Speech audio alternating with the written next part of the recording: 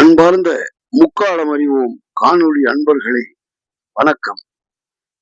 மாசியும் பங்குனியும் கூடும் ஒரு அருமையான நேரத்தை அறிவியல் பூர்வமாகவும் தத்துவ பூர்வமாகவும் புராணத்தின் பூர்வமாகவும் சமூக சிந்தனை சேர்த்து இணைத்து சொல்கிறேன். மாசி சொல்லும் மறைமொழி காரடையார் நோன்பு. புதிய தலைமுறைக்கான மறுபரிமாணம். அறிவியல், தத்துவம், புராணம், சமூக சிந்தனை அனைத்தும் இணைந்திருக்கிறது இதில். முக்காலம் அறிவோம் காணொளி அன்பர்களே, மாசி மாதம் முடிவடைகிறது. பங்குனி கதவை திறக்கிறது. ஒவ்வொரு தமிழ் வருடத்தின் நிறைவு மாதத்திலும் குளிரின் மூச்சை மெதுவாக அடக்கி வசந்தத்தின் வெப்பம் மெதுவாக எழுகிற நேரத்தின் இடையில்தான் காலத்தின் இடைச்சுவாசம். இதை உணர்ந்த நம் முன்னோர் இதே நேரத்தில் ஒரு சடங்கை வைத்தார்கள். அதற்கு பெயர் காரடையான் நோன்பு. ஒரு கேள்வி எழுகிறது. சாவித்திரி சத்தியவான் கதை நாம் அறிந்ததுதான். ஏதோ ஒருத்தி தன் கணவனை காப்பாற்றினாள் என்பதற்காக எல்லோரும் பல்லாயிரம் ஆண்டுகளாக இதை அனுசரிக்க செய்வார்களா நம் முன்னோர்கள்? இதை அனுசரிக்க வேண்டும் என சொல்வார்களா நம் முன்னோர்கள்? இல்லை இல்லை. நம் முன்னோர் கதையை காரணமாக வைத்து சடங்கை உருவாக்கவில்லை.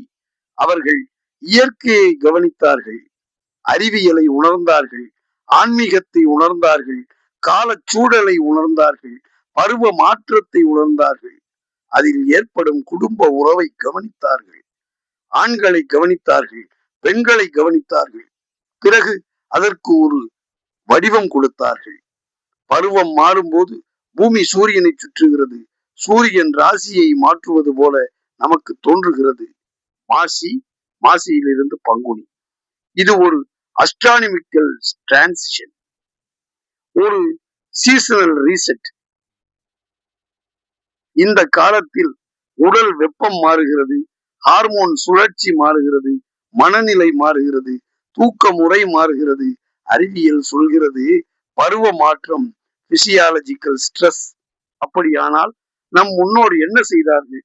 ஒரு நாளை வைத்தார்கள், ஒரு உணவை வைத்தார்கள், ஒரு உறுதியை வைத்தார்கள்.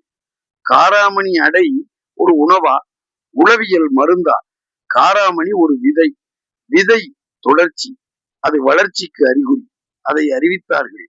அதை எண்ணெயில் பொறிக்கவில்லை, சமநிலை காத்தார்கள். அரிசி புரதம் நிறைந்தது, வெண்ணெய் அது ஆயுள் நீட்டிக்கும்.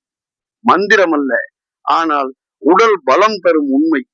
ஆண்டுக்கு ஒரு நாளில் எடுத்துக்கொள்ளும் அந்த அரிசி மாவும் காராமணியும் வெண்ணெய் வெள்ளத்தின் இனிப்பும் ஆண்களுக்கு ஆயுளை நீட்டிக்கும் மருந்து என்று கண்டறிந்தார்கள். அப்படித்தானே நினைத்தீர்கள்? அதுவல்ல உண்மை. பெண்மையே, அன்பை பிசைந்து நீ கொடுக்கும் உணவு ஓர் அடையானாலும் போதும். அது ஆயுள் உள்ளவரை உன்னை விட்டு பிரியாத மனதை ஆணுக்கு கொடுக்கும். அதை உணர்ந்த நம் முன்னோர் அழகான பண்டிகையாக ஆக்கி சொல்லியதோடு மட்டுமல்லாமல் ஆரோக்கியத்திற்கு உணவு வழியாக உடலை சமப்படுத்த கற்றுக் கொடுத்துள்ளனர். ஆனால் ஏன் ஆண் ஆயுளுக்கான விரதமாக இது மாறியது? பழைய சமூகம் ஆண் வெளிப்பொறுப்பு அனைத்தையும் கை கொள்ள வேண்டிய நிர்பந்தத்திற்கு ஆளானவன் என்று உரிமைப்படுத்தியது. பெண் குடும்பத்தை காப்பாற்ற பிறந்தவள் என்று உரிமைப்படுத்தியது. பருவ மாற்றத்தில் உடல் சோர்வும் மன அழுத்தமும் ஆண்களுக்கு அதிகமாகும். அதனால் மனைவி சொன்னாள், உன் ஆயுளை வேண்டுகிறேன். இது ஒரு மந்திர வசனம் அல்ல, அது ஒரு உளவியல் ஒப்பந்தம். நான் உன் பக்கம் இருக்கிறேன். அந்த ஒரு வாக்கியம் இதயத்தை காக்கும். அறிவியல் இன்று சொல்கிறது, emotional security reduces stress hormones. Stress குறைந்தால் இதயம் காக்கப்படும்.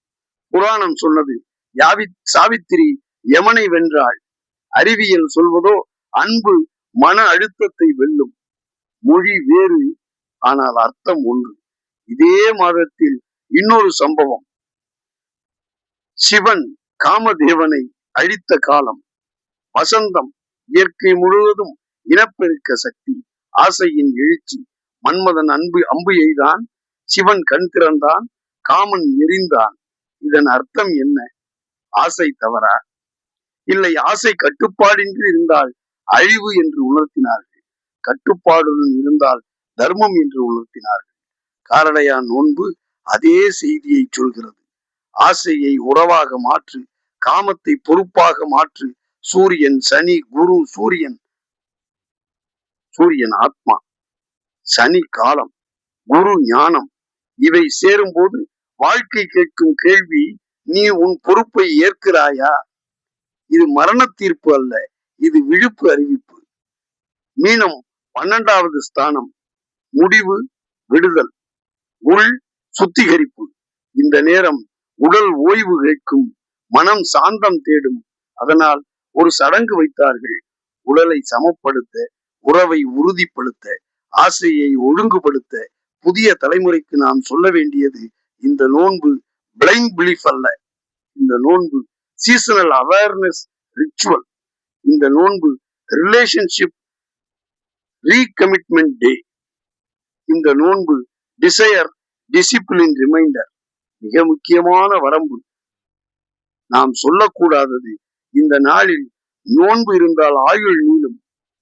நாம் சொல்ல வேண்டியது, இந்த நாளில் விழிப்புணர்வுடன் வாழ்ந்தால் வாழ்க்கை நலமாகும்.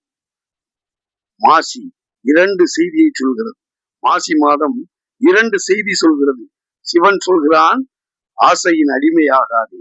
சாவித்திரி சொல்கிறாள், அன்பின் பொறுப்பை ஏற்று. காரடையார் நோன்பு சொல்கிறது, உறவை ஒவ்வொரு ஆண்டும் நீ புதுப்பித்துக் கொள். இது ஒரு கதை அல்ல, இது ஒரு குறியீடு. இது ஒரு மூட நம்பிக்கை அல்ல, இது ஒரு வாழ்க்கை நினைவூட்டல். பருவம் மாறும் போது உடல் மாறும், மனம் மாறும். அந்த நேரத்தில் ஒரு நாள் நின்று, ஒரு தீபம் ஏற்றி, ஒரு அடை வைத்து, ஒரு வாக்கு கொடு. நாம் ஒன்றாக இருப்போம். அந்த ஒன்றாக இருப்போம் என்ற உறுதிதான் உண்மையான ஆயுள். கன்னியரின் கடப்பார்வை காதலியர் காட்டிவிட்டால் மண்ணில் குமரர்க்கு மாமலையும் ஓர்கடுகாம். பிறகென்ன? புரிதல் இல்லாத வாழ்க்கையில் தானே பிரிவு ஏற்படுகிறது. அதை புரிய வைக்கத்தான் இந்த காரடையார் நோன்பு. பெண்கள் தங்கள் அன்பை கணவனிடம் வெளிப்படுத்தும் ஒரு திருநாளாக இது அமைந்திருக்கிறது. ஒருக்காத வெண்ணையும் ஓரடையும் நான் தருவேன், ஒரு காலம் என் கணவன் என்னை விட்டு பிரியாது இருக்க வேண்டும் என்று நீங்கள் வேண்டி விரும்பி கணவனிடம் உங்கள் அன்பை வெளிப்படுத்துங்கள். உங்கள் அன்பை புரிந்து கொண்டு விட்டால் போதும், உங்கள் கணவன் காலந்தோறும் உங்களோடே இருப்பான். இதைத்தான் காரடையார் நோன்பு சொல்கிறது. நோன்பு நூற்று பிரியாத வாழ்வை பெற வேண்டும் என்று எல்லாம் வல்ல நான் அன்றாடம் வழிபடும் பேசும் தெய்வம் சௌந்தரநாயகி சமேத கைலாசநாதரை பிரார்த்தித்து விடைபெறுகிறேன். இந்த காணொளி உங்களுக்கு பிடித்திருந்தால் நீங்கள் விரும்புங்கள், மற்றவருக்கு பகிருங்கள். முக்காலம் அறிவோம் காணொளிக்கு நீங்கள் முதலில் நண்பர்களாகுங்கள். உங்கள் நண்பர்களை அறிமுகப்படுத்துங்கள். மற்றொரு காணொளியில் உங்களை அன்புடன் சந்திக்கிறேன்.